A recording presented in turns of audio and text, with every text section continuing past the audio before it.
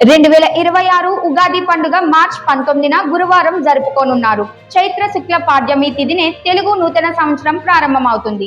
ఈసారి శ్రీ పరాభవ నామ సంవత్సరం ఆరంభం అవుతుంది. పాడ్యమి తిథి ఉదయం 6:53 ప్రారంభమై మార్చ్ 20 శుక్రవారం ఉదయం 4:52 ముగుస్తుంది. ఈ శుభ సమయాల్లో పూజలు, పంచాంగ శ్రవణం నిర్వహించడం శ్రేయస్కరంగా భావిస్తారు. ఉగాది అంటే తెలుగు ప్రజలకు ఎంతో ప్రత్యేకమైన పండుగ. యుగాది అనే పేరు కాలక్రమేణా ఉగాదిగా మారింది. యుగానికి ఆది అనే అర్థంతో ఈ పండుగను నూతన ప్రారంభానికి ప్రతీకగా భావిస్తారు.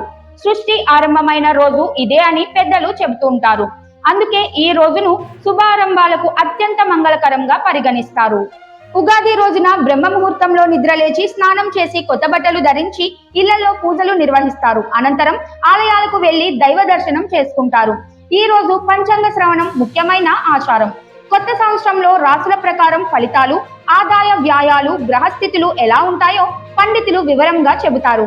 చాలా మంది ఈ రోజునే తమ వార్షిక లక్ష్యాలను నిర్ణయించుకుంటారు. ఉగాది పచ్చడి ఈ పండుగకు ప్రత్యేక ఆకర్షణ. తీపి, చేదు, ఉప్పు, కారం, పులుపు, వగరు ఇలా 6 రుచులతో తయారు చేసే ఈ పచ్చడి జీవితంలోని సుఖ దుఃఖాలను సమానంగా స్వీకరించాలనే సందేశాన్ని ఇస్తుంది. వసంత ఋతువు ఆగమనాన్ని సూచించే ఈ పండుగ ప్రకృతితో ఎంతో ముడిపడి ఉంటుంది.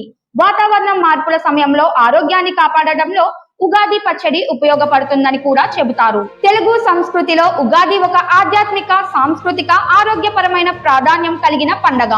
కొత్త ఆశలు, కొత్త లక్ష్యాలు, కొత్త ఆరంభాలకు నాంది పలికే ఈ పండుగను ప్రతి ఒక్కరూ ఆనందంగా, భక్తి భావంతో జరుపుకుంటారు. కొత్త సంవత్సరంలో అందరికీ శుభాలు కలగాలని కోరుకుంటూ ముందుగా అందరికీ ఉగాది శుభాకాంక్షలు.